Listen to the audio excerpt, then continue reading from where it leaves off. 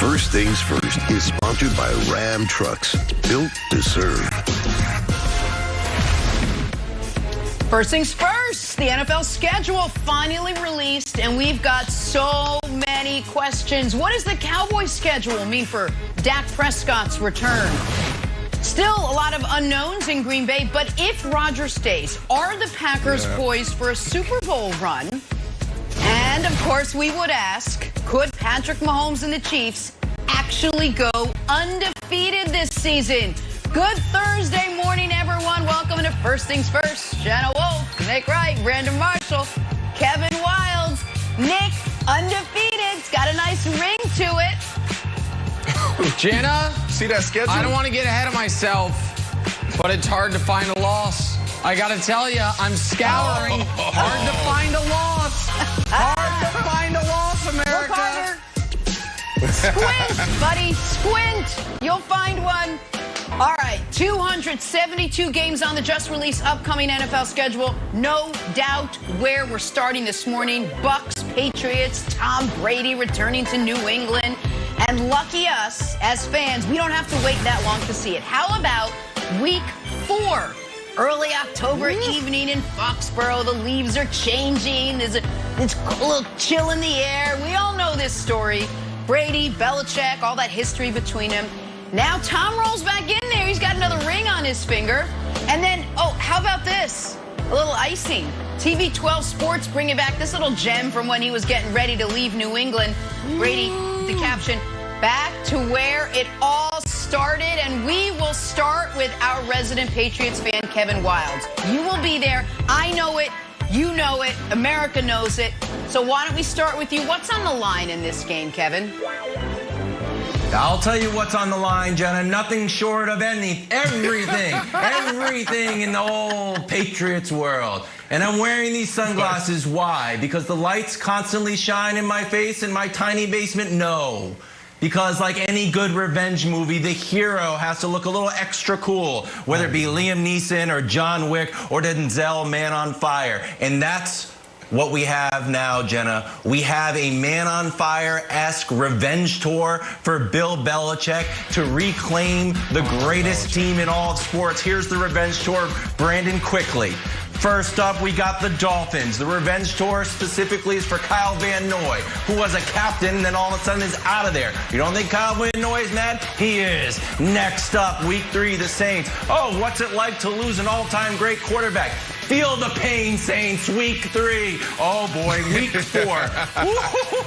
In Gillette, Tom Brady. Brady, Belichick. I don't know. What a Super Bowl chance. The biggest game in NFL history. Uh-oh, Week 5. What the heck? The lowly Texans. That's right, Jack Easterby and Nick Casario. We're back after you. Uh-oh.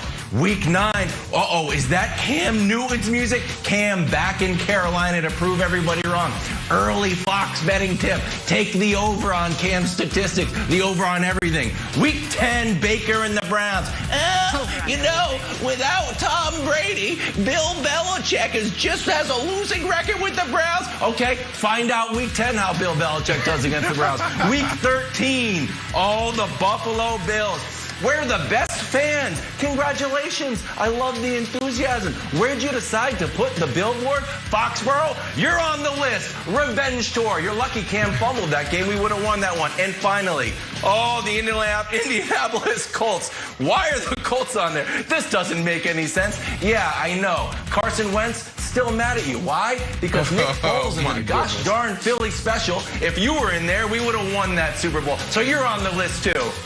Brandon, I'm sorry I did not put your Jets on the list. Wow. They got new quarterback, new coach. They are not on the revenge tour. We just are penciling that in as 2 wins. But it is a monster revenge season. Liam Neeson, John Wick-esque for Bill Belichick. And I'm here for all of it, my friend. Listen, that was great entertainment right there. That's what that was. And that's all this game is going to be, is entertaining for all of us. The TV ratings will be up. All of us is going to be tuning into it. I mean, a week leading up to the game is going to be entertaining. All of us are going to be debating, you know, who's the best, and we're going to talk about legacy, who means more, who meant more to the championships and that run, the dynasty. But at the end of the day, this is about ego, Wows. That's all. Like, their legacies is defined by Super Bowls and Super Bowls only, right? This is a $12 billion business in a pandemic. You know, so what happens when you have multimillionaires in a business filled with men? It's egos. That's what this is about, Nick. They're going to sit down and figure out a way to beat each other. They won't talk about it. They won't say it. They'll take the high road. But Bill Belichick has months to prepare for this team. Tom Brady knows exactly what Bill Belichick's going to do and how he thinks and how he's going to approach this. So it's going to be fun to watch this game and everything leading up to it. But it comes down to egos. You can't define legacy in one regular season game between these two. Well, especially given how last season went. So a couple things. First of all, I just found out that Kevin Wildes is good-looking sunglasses guy. I'm envious of that, Wildes. Because of my nose, I can't wear sunglasses. None of them fit me right.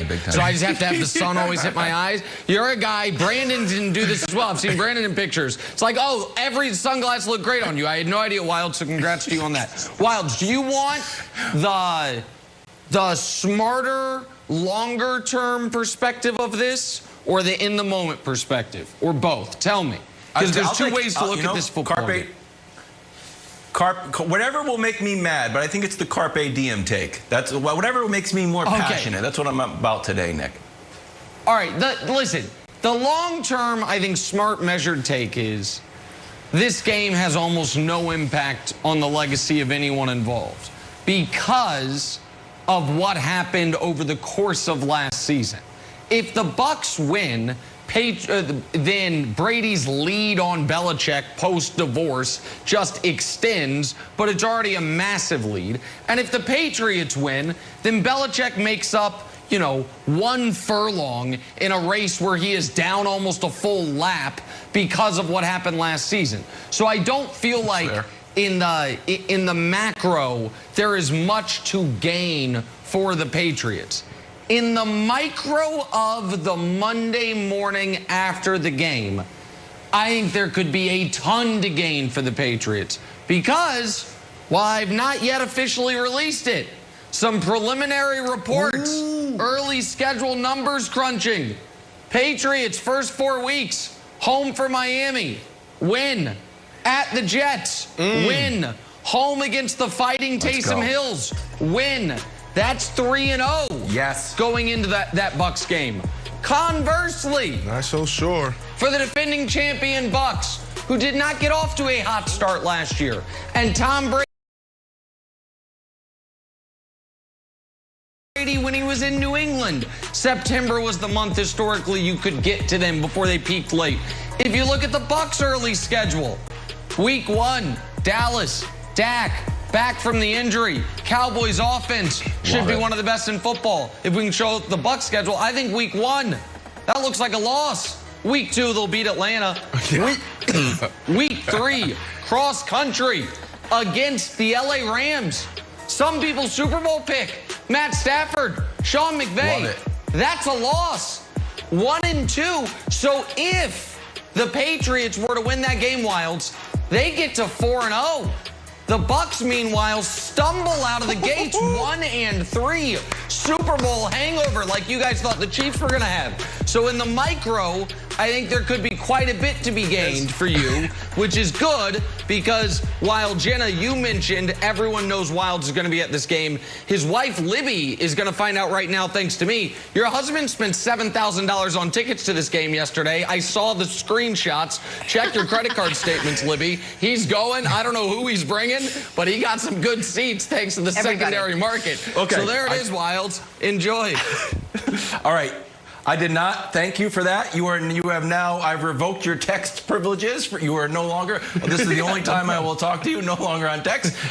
They were not $7,000, but they were quite expensive. Hey, heads up to my kids. You better fire up that lemonade stand because Dad spent half of your college tuition last night. So out there every morning, lemonade, and come out to Westchester if you're thirsty because my kids will be out there 365 for the next 10 years.